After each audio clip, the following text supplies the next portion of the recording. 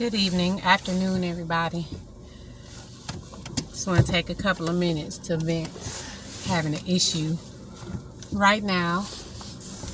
Disclaimer, this is a real life situation that I'm about to discuss. It's in my book, Picking Up the Pieces to 100 Broken Promises.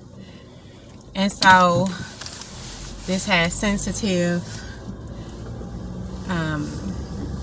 information in it. And if you just cannot understand it, if you just can't believe it, or if it's just too much for you, before you even know what this video is about, go on and log off, because I don't have time. Some of you will never understand what it is that I'm going through, and I don't expect you to. And I pray that you never have to go through it. With that said, this is about my 15-year-old son who is in a facility for trying to kill me. It's an update about what's going on with that. Hold on, my lovely husband is pulling up. What's up, lover? Heading to my 3 o'clock. I'll be back. Love you. See you then. I don't know. I'll call you. Anyway, so I have weekly phone calls, sometimes phone calls twice a week with my son, who's 15, who's in a facility for attempted murder, basically. He tried to kill me, his sibling, and my husband of 10 years, okay, who raised him since he was 4. So he's been in this facility for a year now. Before COVID, we were able to go visit. Just the whole thing. It's all in my book. So if you want to know details of that, read my book. But right now, today, this is what happened. So I've been very clear about the boundaries that I've set for interacting with my 15-year-old. During visits, we would always do outings. I wasn't comfortable with him being in the home because that's where it all happened. And I just wasn't comfortable with that. And so I let them know then, and his caseworker that's been working with us, I let her know, look, I'm not comfortable with overnight visits yet. We're just not there. You know, I don't know if we'll ever be comfortable with overnight visits in our home. It's just all so new.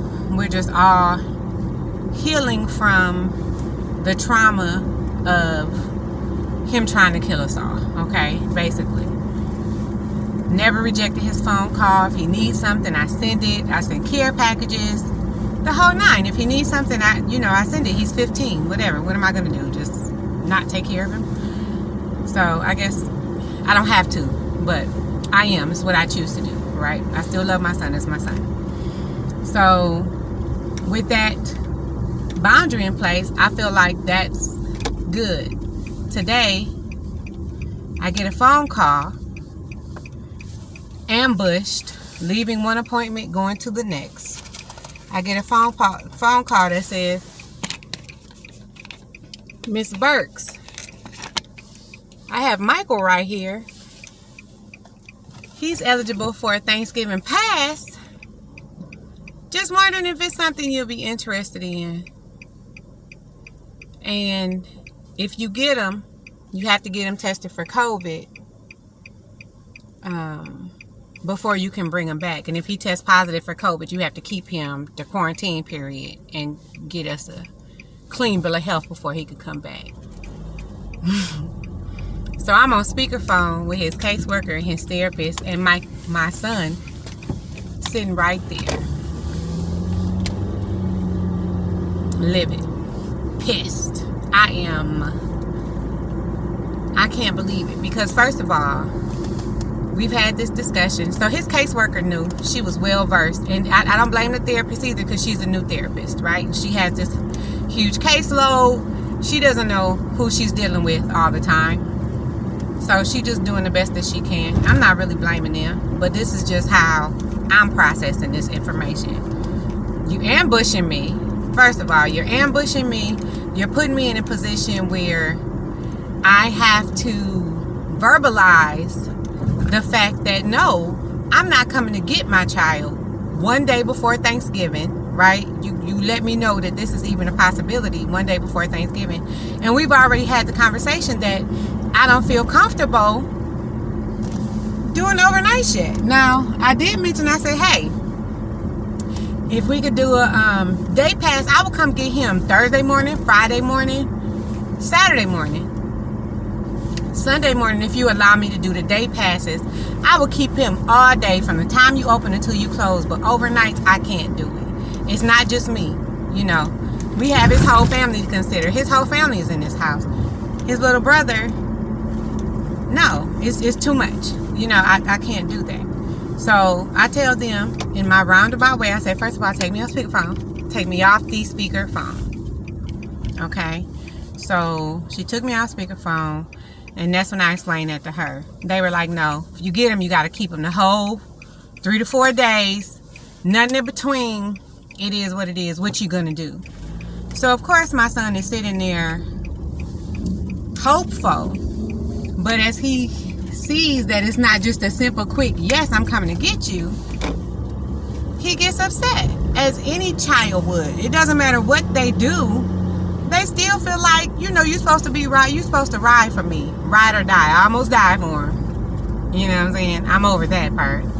But, I'm not going to do it. And I was like, I can't do that. I could do a day pass.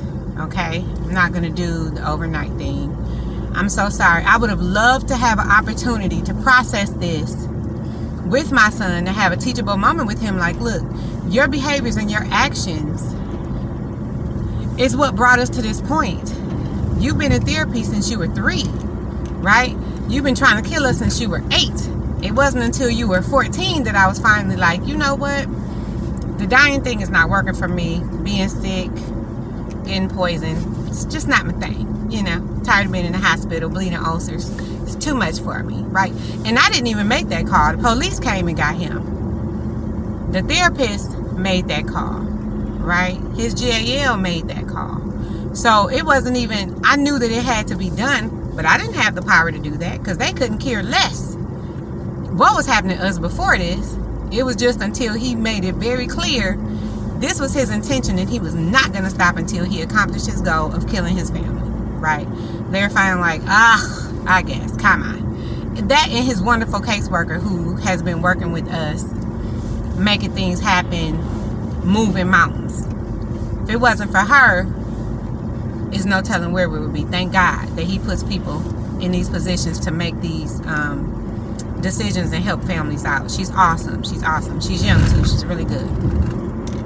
So anyway, I say all that to say this is so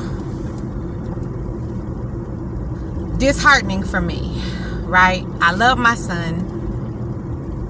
He did what he did. I don't think he is a different person.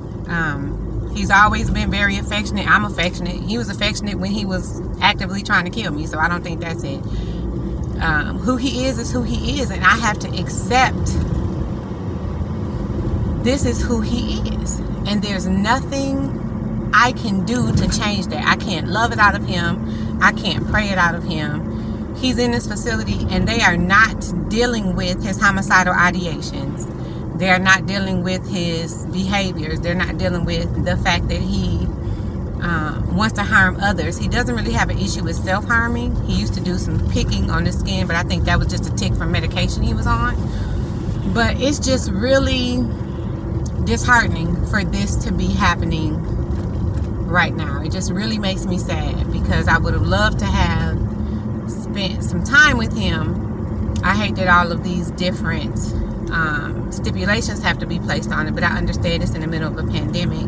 And another thing that my sister brought up that made her mad, this irritated her, but what made her worse was it's a pandemic. And they want me to get him tested before I bring him back to the facility, which I told them, you're not going to see anything on these tests in this short period of time. If he was exposed to it, it's going to be more than a day or two or, 3 or 4 days before. It just didn't make any sense. Anyway, and she was like, well, are they testing him before they send him to you? And I was like, you know what? No, they're not. And so when I asked them, are you guys testing the kids before you send them with the families? They're like, no.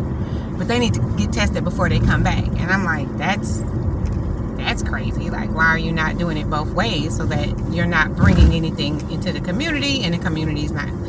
Anyway, it's not my job. I'm just trying to stay in my lane. I'm trying to be a parent here and not a mental health professional, but as both, which is what I am, as a therapist and a mom. This whole situation is jacked up. This just could have been handled in a much better way.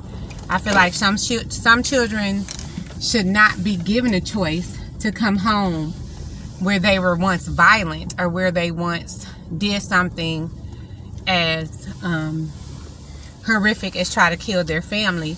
I don't know any other group of individuals that would be asked to house and feed and care for somebody who tried to murder them other than a parent.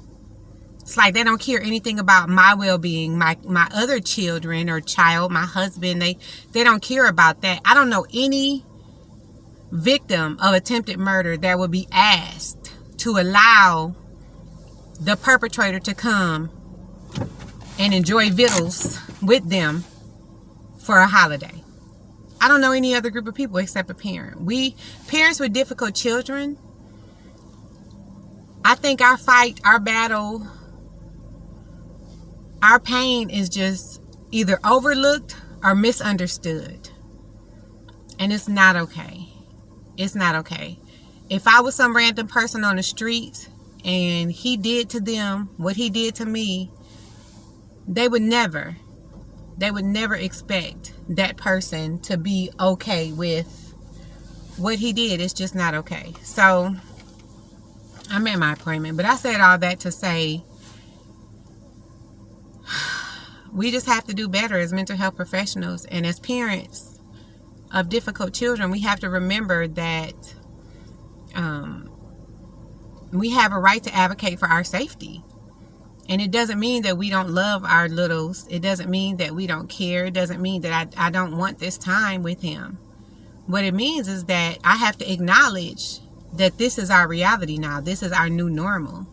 And while it's not ideal for any family to have to go through something like this, it is what it is. I can't change it. I've been getting Michael help since he was 3 years old, when I knew something wasn't right with him at age 3.